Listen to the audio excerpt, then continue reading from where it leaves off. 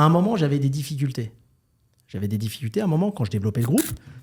Et en fait, tous ceux que je payais le premier du mois, qui étaient mes amis, j'avais l'impression que c'était mes amis, quand j'ai eu des difficultés, je ne les ai pas payés le 20 du mois, mais le 5 du mois, 5, 6. Mais j'ai eu l'impression que c'était tous mes ennemis. C'est dingue, hein? À part ceux que j'ai gardés, les autres, ouais, Hakim, je vais au Prud'homme. Mais oh, tu vas au Prud'homme, ça fait 5 ans que tu es salarié, tu as une Mercedes classée sur la boîte pour toi, frais de déplacement, tu dors dans des hôtels à 200 balles, même moi, j'y allais pas. Je ferme les yeux parce que j'ai envie de te faire monter. Pour 5 jours de retard, tu me parles de Prud'homme. Et ça m'a appris beaucoup de choses. Et à partir de là, j'ai carrément changé. Tu vois, quand j'ai vendu le groupe, les nouvelles affaires que j'ai faites, j'ai carrément changé. C'est inaccessible. Tu vois ? Parce que trop de proximité tue la proximité aussi. Complètement. Tu vois, à la fin, le mec, ouais, allô, je suis pas là, je me barre un mois, je dois faire le tour du monde. J'en ai rien à foutre. Faut que tu bosses. Démissionne. Tu vois, donc en fait, tu peux le faire, mais j'ai l'impression pas avec tout le monde. Ceux qui le méritent et qui ont l'intelligence de comprendre que tu leur as donné une chance formidable. Tu vois ? C'est pas les ingrats. Tout sauf les ingrats. Non, mais et ceux-là, c'est 10-20% des effectifs et après, tu les bichonnes. Ça devient vraiment, tu les bichonnes, mais toujours dans le respect. Et bizarrement, tu as des gens, ils vont bosser avec toi, ils vont tutoyer, ils vont toujours aller l'impression que c'est les meilleurs, mais en cas de coup dur. Parce que les coups durs, c'est ce qui nous apprend tout. Que ça soit dans les affaires ou dans la vie affectueuse, en amour, en tout. Demain, tu es avec une femme, t'es blindé, tout est bien, tu es en Bentley, tout va bien. Demain, dis-lui, j'ai tout perdu. J'ai tout perdu, viens, on est à pied, on va prendre le métro. Tu vas voir qui va rester là, laquelle reste là et celle qui reste pas là. Tu comprends ? C'est pareil. Et en fait, j'ai été étonné. Parce que ceux qui étaient là à mes côtés, c'est ceux, bizarrement, avec qui, au départ, il y avait une certaine distance. Tu vois ? C'était pas ceux avec qui j'allais boire des pots tous les soirs, bizarrement. Tu vois, c'était les autres. Hein. C'est dingue, hein ? Et ça m'a appris. Voilà. Carrément. Un truc qui est important quand tu embauches quelqu'un, ça je le dis à ceux qui nous écoutent, parle-lui au salarié de son ancien employeur. Et tu regardes comment il se comporte. Non, mais c'est important. Ah, c'est hyper important, je suis d'accord avec toi. Moi, tu sais, une fois, j'embauche un type, il vient, je dis, tu bossais où avant ? Alors, il me parle de l'employeur. En plus, l'employeur, je le connaissais. Lui, il ne savait pas. Il me dit, ouais, bon, ma femme a été comptable là-bas. Une fois, on lui a envoyé 100 000 €. Il était à Saint-Barth. En plus, il vient devant le bureau, il se gare en Maserati en bas. Tu vois la haine. Tu sais, j'ai vu toute la haine. Là, tu te dis... Ouais, c'est super important. Mais la haine qu'il avait envers ses 2 ex-patrons, il ne faut jamais embaucher ça. Ouais, quand un type qui vient et qui dit, écoute, j'ai travaillé chez quelqu'un, il m'a appris beaucoup de choses, j'ai beaucoup appris, on est parti en bon terme, etc. Là, c'est bien. Là, c'est mieux. Tu peux, de toutes les manières, si tu as un bon mindset, tu ne retiens que le bon. Déjà de base, de ce que tu as vécu, même si ça a été difficile. Et puis le pire, c'est ceux qui disent, ah ouais, je travaillais genre 10 ans, mais en gros, c'était horrible, j'ai vécu ça. Mais tu as fait 10 ans. Si à un moment ça va pas, il faut partir. T'es un homme, tu t'en vas et c'est pas grave. Oui, mais en fait, et ce côté, moi aussi, on revient sur la mentalité, quoi. C'est, je sais pas si vous voyez le Mamba mentality de Kobe O'Brien. C'est, moi, chaque fois, j'y reviens, quoi. Le Mamba, quoi. C'est vraiment toute cette mentalité de discipline, de positivité. Et quand tu vois dès l'entretien des gens qui sont là sur 20 minutes, ça m'est déjà arrivé, des gens pendant un quart d'heure, ils te défoncent l'ancienne boîte. Je dis, mais pourquoi t'es resté ? Et puis, tu sais que tu seras le prochain. C'est sûr que tu seras le prochain. 100%. Même si ça se passe bien au début, c'est sûr que tu seras le prochain. Et puis du coup, moi, en entretien, j'ai commencé à faire, et même maintenant, parce que je fais encore un paquet d'entretiens tous les mois. Et maintenant, évidemment, mon premier sujet, je leur dis à mes équipes, je suis pas là pour valider ce qu'on va dire les hard skills, c'est-à-dire que je suis pas là pour valider le contenu de ce qu'ils savent faire ou pas. Moi, c'est que le mindset. Et je veux des guerriers, clairement. Si vous me les envoyez, c'est que c'est des guerriers. Si c'est pas des guerriers, ça sert à rien. Ça sert à rien que je les vois. Et tu vois, justement, dès l'entretien, la mentalité. Et tu la vois très, très vite. En 5-10 minutes, en 2-3 questions, tu vois la mentalité. Et comme le dit Hakim, déjà sur ton ancien employeur, sur les gens que tu as avec toi, sur le côté critique. Moi, je peux pas. Moi, tu sais, ça fait 11-12 ans que tous les nouveaux, en fait, depuis la création, tous les mois, il y a un onboarding d'une journée, on appelle ça le Culture Day. Et pendant toute une journée, toutes mes équipes se relaient, donc toute mon équipe proche se relaie toute la journée pour communiquer qui on est, Et toute notre culture d'entreprise, parce qu'avec Womenity, j'ai beaucoup joué sur la culture d'entreprise, sur le mindset des équipes, sur ce que moi j'appelle l'Ubuntu Spirit, c'est-à-dire sur le collectif. C'est vraiment mon sujet quasi number one.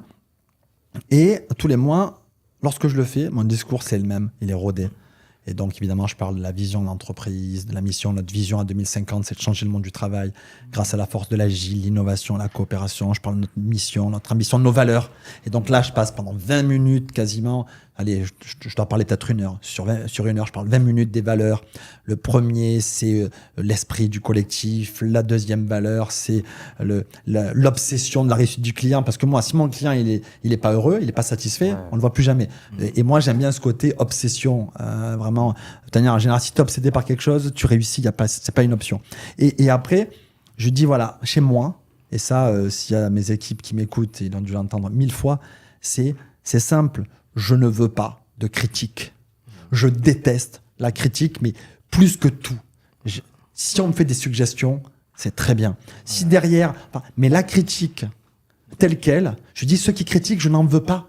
Et chaque fois, je dis à mes équipes, s'il y en a qui critiquent, franchement, vous n'êtes pas à la bonne porte. Surtout, en plus, au moins la moitié de nos équipes sont en France. Et même si on sait que c'est le sport national, je leur dis...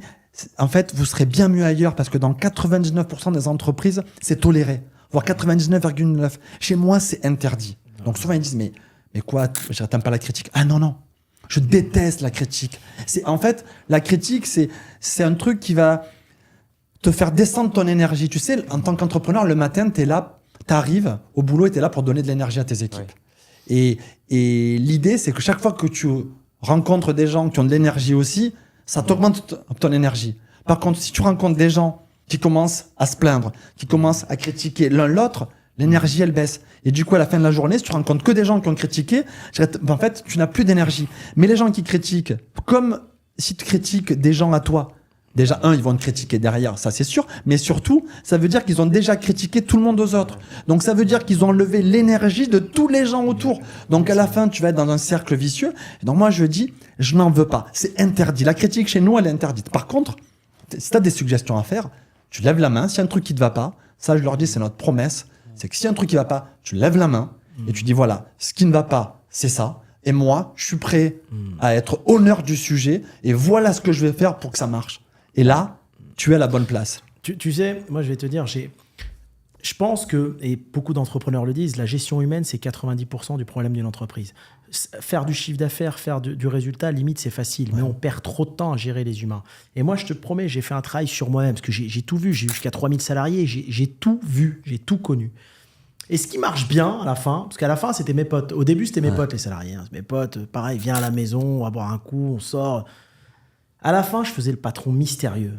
Et là, ça marchait. C'est-à-dire, à la fin, en fait, j'ai vu qu'il y avait tellement d'ingratitude que, mis à part les 5-6 bras droits qui sont toujours avec moi, les autres, je suis le mystérieux. Si en fait, je vous dois un salaire, vous me devez un travail. Fin de l'histoire. Vous me voyez, je vous vois. Et en fait, compte, ça fonctionne très bien. Avec vraiment des pare-feux, des bras droits en dessous, qui eux, c'est leurs amis, ils peuvent et encore, parce que les bras droits que j'ai, ils rigolent pas, je pense que tu peux même pas les tutoyer. Mais par contre, tu vois, et là, il y a une hiérarchie. En fait, ils ont besoin d'avoir un patron bizarrement mystérieux. On sait pas qui c'est le mystère. Peut-être qu'il est gentil, peut-être qu'il est méchant, peut-être que... Tu vois ce que je veux dire? Et là, ça fonctionne bien. Mais j'ai tout vu. Et moi, tu sais, j'ai le même mindset que toi, Cyril. Là-bas, je fais confiance. Je surveille même pas les horaires et tout. Fais ce que tu veux. Ce qui m'importe, c'est le résultat. On se voit à la fin du mois. Tu vas pas m'appeler tous les jours. Sauf que tu as des salariés. Et tu vois, à l'époque, j'avais 25 ans. J'avais des types qui avaient 40 ans. Tous les matins, ils se pointent au bureau à 9h. Mais des guerriers, hein. Hakim, je fais quoi aujourd'hui? Mais je t'ai expliqué ta tâche au mois. Tu vas pas me casser les bonbons tous les jours. Mais ils ont tellement été dans des boîtes où ils venaient, la réunion de 9h, qu'après, ils sont perdus. Tu sais, ils se disent, et après, il va, le mec, il va au bout de la France en train, il revient le soir au bureau à 19h. Bah aujourd'hui, j'étais en train, mais je sais que tu as fait ça, pourquoi tu veux me casser? Même moi, j'ai pas le temps d'écouter ce que tu me dis. Tu vois, j'ai envie de me barrer, je suis au bureau depuis 5 heures, même moi, j'ai envie de me casser d'ici. Tu vois, et cela, je déteste. Par contre, l'autonomie chez les collaborateurs, c'est pas fait pour tout le monde.